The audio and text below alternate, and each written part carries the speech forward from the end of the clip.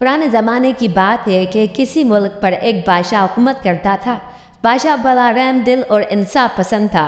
वो अपनी रियायत का पूरा ख्याल रखता था। उसकी रियायत खुशहाल थी। मुल्क में हर तरफ अमन व अमान था। रियाया भी बादशाह की इंसाफ पसंदी की वजह से उसे बहुत मोहब्बत करते थे। हुकूमत के कामों को पूरा करने के लिए साथ साथ बादशाह को शिकार का भी बहुत शौक था।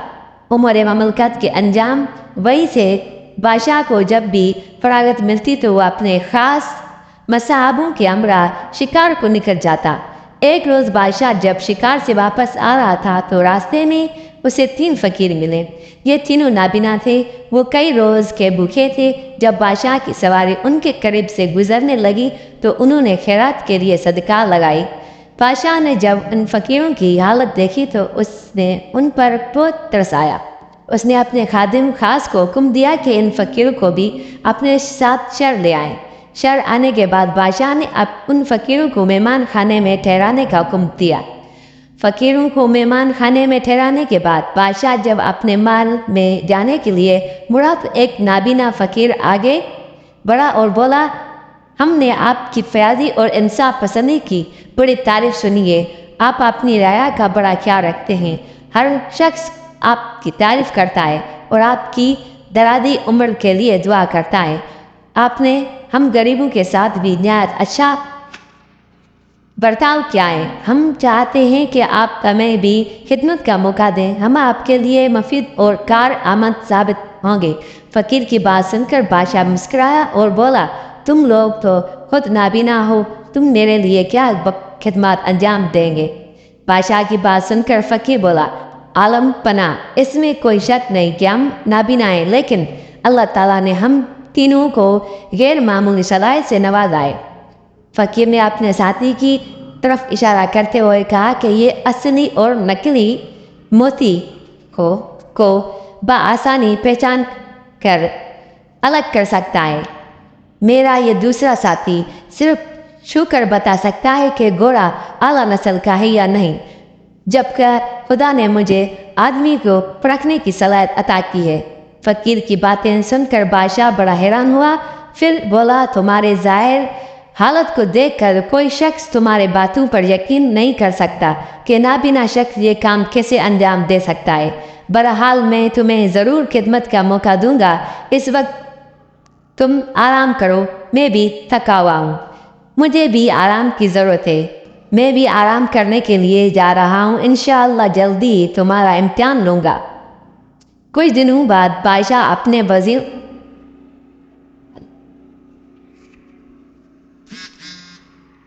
वजीरों को साथ बैठा हुआ था। वजीरों के साथ बैठा हुआ था। अचानक उसे उन फ़कीरों का ख्याल आया।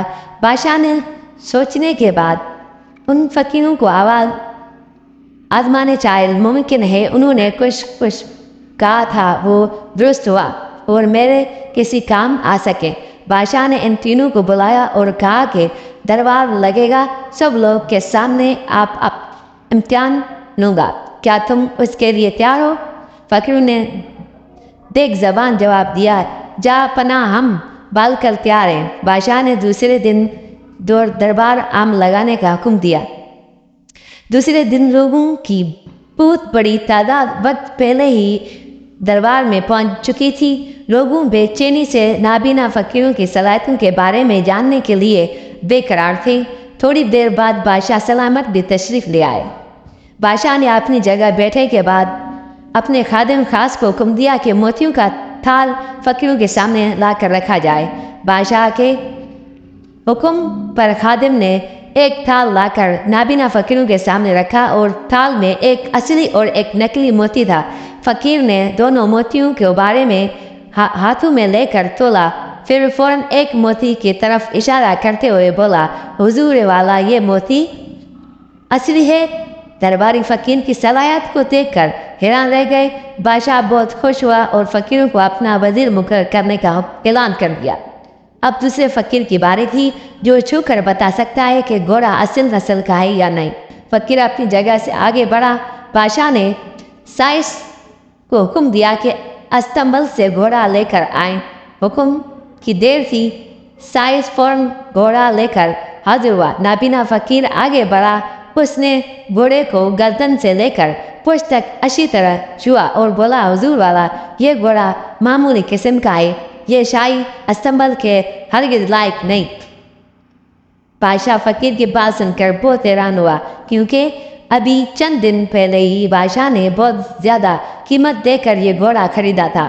بادشاہ نے گھوڑوں کے تاجر کو بلوایا اور اس سے حقیقت دریافت کی۔ تاجر نے گھوڑے کو بغور دیکھا اور پھر بولا عالم پناہ یہ وہ گھوڑا نہیں جو میں نے فروخت کیا تھا۔ فقیر نے ٹھیک کہا ہے کہ یہ گھوڑا شاہی سواری کے ہرگز لائق نہیں۔ تاجر کی بات سن کر بادشاہ غضبناک ہو کر سائز کی طرف مڑا اور اپنے چوری پکڑنے جانے پر پہلے ہی تھر تھر کانپ رہا تھا۔ اس کا رنگ زرد ہو گیا تھا۔ اس سے قبل بادشاہ کوئی حکم جاری کرتا وہ بادشاہ کے قدموں پر گر پڑا اور اپنے جرم کا اقرار کرتے ہوئے اپنی جان بخشی کے لیے فریاد کرنے لگا۔ بادشاہ نے حکم دیا کہ فوراً اصلی گھوڑا پیش کرو۔ سائز گیا اور تھوڑی دیر بعد اصلی گھوڑا لے آیا۔ بادشاہ نے اس کی جان بخشی کے اپیل منظور کرتے ہوئے اسے نوکری سے برطرف کر دیا۔ بادشاہ نے دوسرے نابینا فقیر کو اپنا وزیر بنانے کا اعلان کر دیا۔ اب تیسرے فقیر کا امتحان کی باری تھی۔ اس فقیر کا دعویٰ تھا کہ وہ آدمیوں کو پرکھنے میں مہارت رکھتا ہے۔ فقیر اپنی جگہ سے آگے بڑھا اور بولا عالم پناہ میں امتحان کے لیے تیار ہوں۔ بادشاہ نے فقیر سے کہا کہ تمہارے دائیں جانب میرے خاص درباری بیٹھے ہیں، ان کو پرکھ کر بتاؤ۔ فقیر ان کی طرف بڑھا اور ہر ایک کو باری باری ٹٹولتا ہوا آگے بڑھتا گیا۔ جب وہ بادشاہ کے پس لار کے پاس پہنچا تو بولا تم سپہ سالار ہو، تمہیں زیب نہیں دیتا کہ تم ایک رحم دل اور انصاف پسند بادشاہ سے غداری کرو۔ فقیر کی بات سن کر پس سالار نہایت غصے میں بولا تم جھوٹ کہتے ہو، تم مجھ پر الزام لگا رہے ہو، میں تمہیں اس بدتمیزی کی سخت سزا دوں گا۔ سپہ سالار کی بات سن کر نابینا فقیر مسکراتے ہوئے بولا میں الزام نہیں لگا رہا، اگر تم اتنے ہی معصوم ہو تو اپنے ساتھ زہر کی شیشی کیوں لے کر پھرتے ہو؟ کیا تم نے یہ زہر بادشاہ کو پلانے کے لیے ساتھ نہیں رکھا؟ کیا تم بادشاہ کو ختم کر کے خود حکمراں بننے کا خواب نہیں دیکھ رہے ہو؟